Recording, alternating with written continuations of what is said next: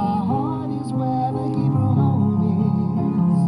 For where the heart is, that's where you find the Hebrew home. Hebrew home, Hebrew home. Good morning, Hebrew home. My home, my home. My heart is where the Hebrew home is. For where the heart is, that's where you find the Hebrew home.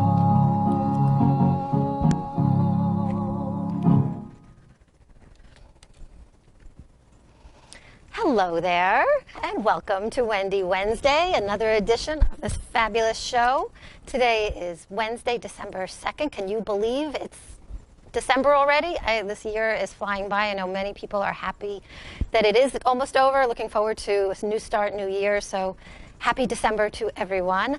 I am joined in studio by my friend and colleague, Susan Chevlowe, who is our Chief Curator and Director of the Derfner Judaica Museum and Art Collection. Hello again, Susan. Good morning. Welcome back. Thank you. It's nice to be back. Susan was my guest way back when we first started. I think you were maybe my second or third guest. So, and we loved having Susan, and so we're happy to have you back. So here we are again. We're going to talk to Susan about virtual museum visiting. But before we get to that, we'll do our usual housekeeping of the day. I did bring back our fan favorite of a giveaway to our viewers. So I hope we get some call-ins today. I came back to having yummy sweets, chocolates, because I tried hand sanitizer giveaways for like 2 weeks and nobody called. So I'm thinking nobody wants or cares about hand sanitizers, but who could resist York peppermint patties? So if you would like some York peppermint patties, why don't you give us a call? The extension is 1526, just from your room phone.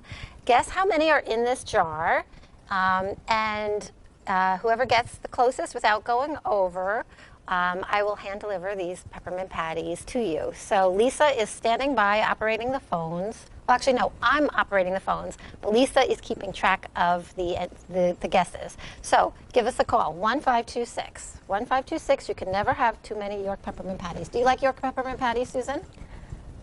Uh-oh, no? They're not my favorite. Oh, okay. My sister loves them, so it makes me think of her. What's your favorite chocolate? I like dark chocolate. You know, I just like plain 72% dark. 72%? Do you keep track of the percentages? Well, when you know, it says it on the label sometimes. 72, 90. 90 is a little too bitter, but 72 is right there. Oh, Sweet I spot. never paid attention to that. So that determines the chocolates you're going to get, the percentage. Yes. I will have to pay more attention to that in the store. Usually I just kind of go for the Hershey's. Let's talk weather. It is so cold. Did you feel how cold it was this morning? I did. I put on my winter coat. Yay, we have a call. This is so exciting. We love hearing from you guys. Hello, you're on the air. Hi, it's Harriet. Well, hello, Harriet. And good morning to all of you. Good morning. I want to say 33. 33. Okay, we have our first guess of the morning. All right. Thank Bye-bye. you. Bye, Harriet. Okay, can you beat Harriet's guess? Come on now. Harriet has won like shampoos. Harriet won something else. She's dominating our giveaways. So I know there are other people out there watching. At least I hope so. So York peppermint patties, can you beat Harriet's guess? So 1526, and they could be yours. So yes, the weather is very cold. I have resisted wearing my winter coat. I always delay as much as possible putting on my winter coat because I feel like the longer I put it off, then I'm kind of, in denial that we're in winter. So I have not put on my winter coat yet. But I know it's destiny because this weekend, did you guys hear about the weather this weekend? They said that it's going to be rainy starting Friday night, but then they said it might be so cold that we actually get flurries, which I don't actually mind. I like snow. Do you like snow? I love snow. It's pretty, right? It is. It is. Yeah, so maybe we'll get some of the white stuff. So today's high temperature is only 45. So if you do venture outside, definitely bundle up. For lunch, we're serving hamburger on a bun with French fries, homemade coleslaw with fresh watermelon for dessert. And for dinner, we're serving cream of spinach soup with eggplant and marinara sauce, and penne alla vodka with strawberry applesauce for dessert. We have one resident celebrating a birthday today. That's Oriella R. For staff birthdays, we have Richard and Candy, who are both from nursing. Some notable individuals whose birthdays are today: Britney Spears, Stone Phillips from NBC Dateline, Lucy Liu, Monica Seles. Do you remember Monica Seles from the day? She The was, tennis player. yeah, right? she was so well known. And Aaron Rodgers, who I don't really know a lot about Aaron Rodgers, but he's an NFL quarterback. I know a lot of people talk about him because in my household, you know, Sunday is football day. I hear a lot about him. So the birthday horoscope says there are so many things you can achieve over the coming year, but the message of your birthday is that you don't need to do anything. To get the best out of life, forget about making plans and take each day as it comes. Live in the moment. That's good advice. Very don't you good think? advice for today. Who needs plans? Just live in the moment. So we're going to live in the moment with Susan's interview shortly, but let's just get to quick history. In 1933, Fred Astaire's first film, Dancing Lady, was released. I never saw that one. I did not either. Never even heard of that one. In 78, do you remember this? The duet with Neil Diamond and Barbra Streisand, You Don't Bring Me Flowers. That was such a pretty song. Yes, yes. That was #1 on the charts. And this one is very funny. Today is National Fritters Day. And I got a kick out of this because actually on Sunday I had friends come over. We sat in our backyard, socially distanced, and their son is really loves to cook and to bake. And so he made apple fritters and they brought us some. So we nice. were eating. Have you ever made apple fritters, Lisa? Not yet. That'd be a great one. It's really good. It's very like, do you ever have apple fritters? Not apple fritters, no. Allison? No, we're good. We're nobody. Okay, well, for those of you who have, they're really like light, not too sweet. They're kind of like donut-y, but anyway, so we had them, so they were quite delicious. And you know how I love sharing fun facts, so I'll tell you 5 fun facts about fritters that you might not know. And you could say that 10 times fast. 5 fun facts about fritters. Fritters are prepared in both sweet and savory varieties. A fritter is a fried food that consists of a portion of batter, it could be filled with meat, seafood, fruit, vegetables, or any other ingredients. In China, fritters are sold on the sides of roads, which kind of sounds a little suspicious to me. Fritters are extremely popular roadside snacks all over South Asia, apparently, and they're commonly referred to as pakora. And in Japanese cuisine, tempura is a vegetable or seafood dipped and fried in the lightly crispy batter. That's kind of a similar fritter concept. And that's my fritter trivia for the day. So now that that's all done, let's get to the good stuff, which is Susan. So welcome back, and share with us some of your amazing travel. I know you're a big traveler. Well, that's last time. And right? that was last time. But now you've kind of taken your travel passion virtually through the museums. So tell us about Okay, that. so yeah, as Wendy said, so I do like to travel, and usually the first place I land, if I'm in Europe and I've taken some kind of overnight flight, I will get up in the morning, I will drop my bags at my hotel, and I will head to the museum, and that's really a passion for me. And and that's definitely changed over the last few months. Now, in New York City, you can go to museums, you can get your ticket in advance. However, all the museums have pivoted to give people virtual experiences. So this has really presented fabulous opportunities. So I'm going to go here to the smart board, and whether you're able to do this or not, I hope you enjoy this. Maybe if you have a smartphone or an iPad, maybe you've already learned or figured out how to do this. So can you go back to F11 a second? Okay, so this is how I left it. Okay, so the first museum that I want to show you is the Uffizi Gallery, which is in Florence. And so here we've gone to the Uffizi Gallery's website, and we're taken to a part of their website they're calling Hypervisions. That's perfect. That's perfect. So it's called Hypervisions, and here they've put up exhibitions that you can only see online. And so you could, Oh, I didn't want to. Okay, so we're just going to scroll up the screen. I keep doing that, sorry. Is this museum actually open to the public or not? I think, well, you know what? I'm not sure if the museums in Italy had closed again. They were open for a while. Huh. But, so as you can see, right, you go through, you can get a 360-degree view of the Hall of the Dynasties and galleries of 16th century Venetian painting. If we hit this little arrow, usually these things are what we call like user-friendly, and you can explore the space in 3D.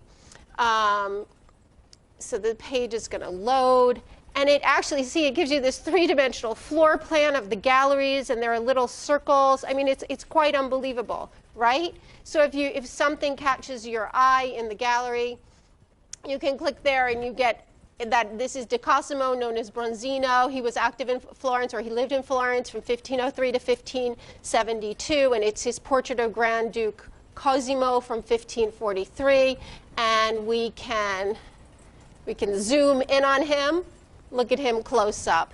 So this is the kind of experience. You can travel down the hallways, and usually there's little markers that help you navigate through the spaces. It's not always easy. It does take some doing. So that's the Uffizi in Florence. So let's come back. If you hit F11, I have opened these tabs in my browser, but you can always use Google to search the name of a museum, or you can go to Google's own website, which is this fabulous website called Google Arts and Culture.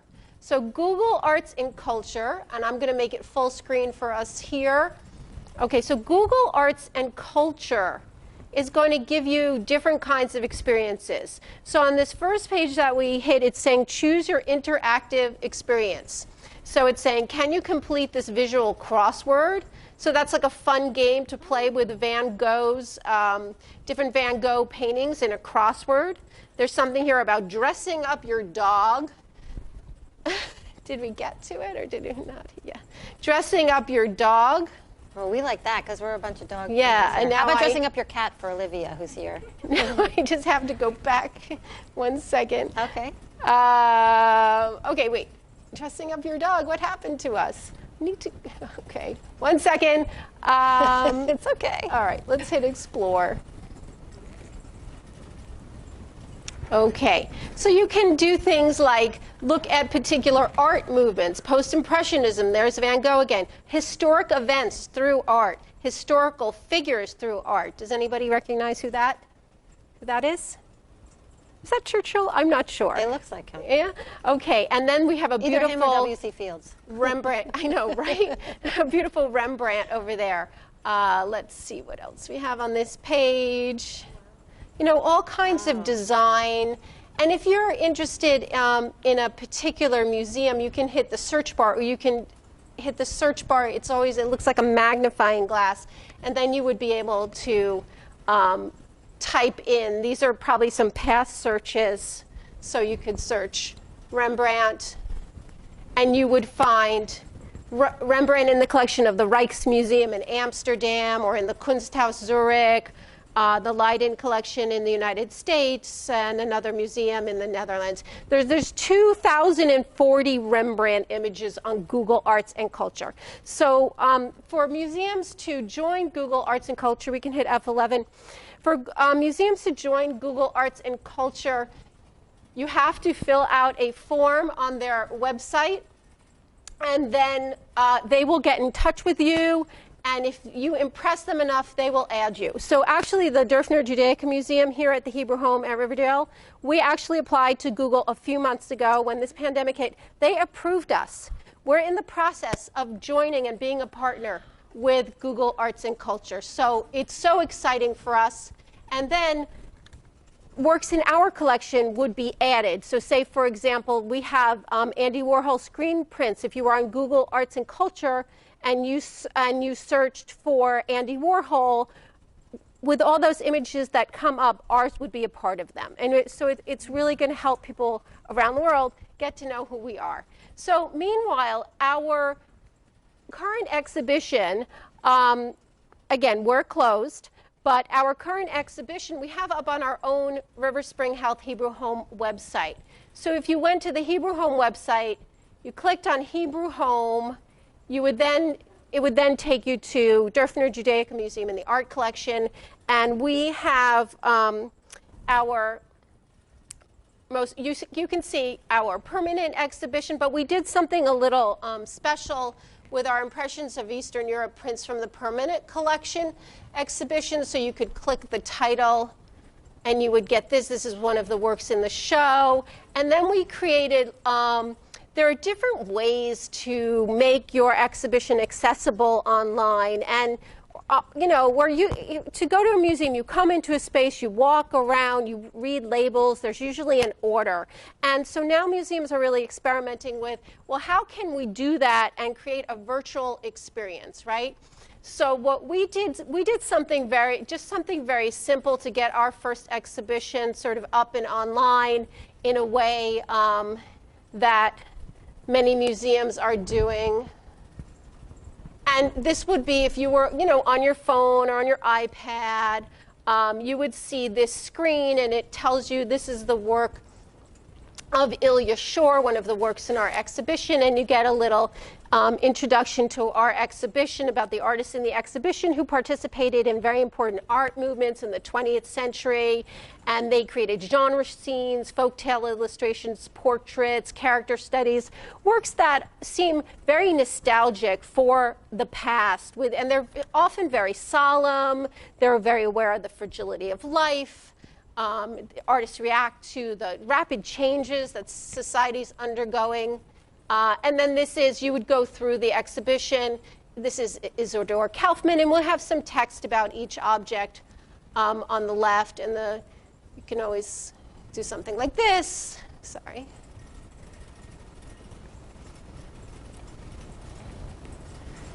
And it would take you through the exhibition, and so you can see all the images and read the text. And again, a very, very simple mode. F11, and we'll go to something else. So another thing that's happening is a lot of these museums and cultural organizations are doing talks online, and they're often free, and you could just register for them, and you can listen on your phone or iPad. And I learned about one of the exhibitions that I wanted to show you through that the other night. I got to hear a talk from the people who organized this exhibition from the Yevo Institute for Jewish Research. This is a major archive of Eastern European Jewish life. It's located in New York. It was founded in Vilna I believe in the 1920s, and it was able to salvage a lot of its collections during and after World War II and reinvent itself in the United States. And it's a really important organization. So they created this online exhibition, and it's an archive, so it's not necessarily fine art, but it has to do with artifacts and papers and photographs that were found that belonged originally to a school. So they chose one person from that school, Biba Epstein, who actually survived the war and emigrated to the United States. And they created this beautiful online experience. And it's made to appeal to both adults and children. So you see things like this, you know, more kind of childlike drawings and lots of animations. And you get to know this little girl and the life that she lived in Lithuania, and sorry, the life that she lived, yes, in Lithuania. So I didn't want to make a mistake there. And you see throughout, I mean, this is really fabulous, the kinds of things that they did in school. She wrote an autobiography in school, and when you click on each item, you learn more about it. There you go. Here's her autobiography. So all these things were saved, and now they're all in the Yevo archives. And we can just go to F11 and see if I had, just one other beautiful, of course, maybe our most important museum in New York City is the Met. And so they've also done fabulous online exhibitions, creating just, a platform that is just made to experience these objects in their collection and the museum virtually, which is different from what they might have done when they had a website for an exhibition that you could see in person. So there's a beautiful Georgia O'Keeffe, and this is a contemporary work. And when you see a square like that with brackets, that would mean it can go to full screen. It's really sparkling. It's made with bottle caps by a contemporary African artist. So anyway, these are just a few examples. As you can tell, I get really passionate and excited about being able to, wait, one F11. So one more thing. I don't know if people have watched the Crown or the Queen's Gambit on television, but they have a beautiful exhibition available online through the Brooklyn Museum that has the costumes from those two exhibitions. And my sister, the one who likes peppermint patties, actually told me this. Well, it's taking a little bit of time to load. We can Wrap it up? We can wrap it up, or we can. Do you have a favorite, Susan, of all these different online Here museums? we go. Do I have a favorite of all these? No, I don't have a favorite. Drag down to enter. There we go. I mean, it's pretty incredible. Oh, it's a video. And then it takes you into the gallery, and you see all the costumes on these mannequins, okay? And then you can go zoom on, and you will learn who wore that, and when, in what scene in the show, and you will learn all about, let's see, is she gonna tell us? Here's an example, okay, no, we have to go back, but anyway, up there, okay, I don't wanna hold everyone too long. Okay, but anyway, I couldn't get that particular one to work. Oh, let's see. Okay, we can pivot around the gallery. Let's see if I want to get more information. And you see around, they show the actresses wearing the different costumes, and I think if you are able to open it, you see the details. There we go, there we go. There we go. From the Queen's Gambit, this was the dress worn by this actress at afternoon tea. And I think we might be able to get details. There we go. Some details of the design and fitting of the dress. And throughout there, in different parts, there's video and things like that. So it's really a range. So from costume to archives to fine art, all kinds of things are available online. So that's it. That's great. I had no idea that Google had that whole culture thing. You can just, That's terrific. Thank you so much for sharing that with us. All right, so we are going to wrap things up. Our thanks very much to Susan for coming back and joining us and sharing that all with us. Before we leave, we're just going to remind everyone about some programming notes. We have Jewish Ethics with Rabbi Noah coming up very shortly at 11:15. Stay tuned for that. We have Wellness with Deborah at 1:30. We've got Larry's concert at 2:30. And if you'd like to see this show, of course, we do our rebroadcast at 6:30. So our thanks again to Susan, to everyone in the studio here, and most of all, thank you all for sharing some of your day with me. Harriet, you've done it again. You're going to win our today's chocolates. The actual number was 16 peppermint patties, so don't eat them all at once, Harriet, but I will bring them up to your room shortly. So thank you, everyone, and enjoy the day.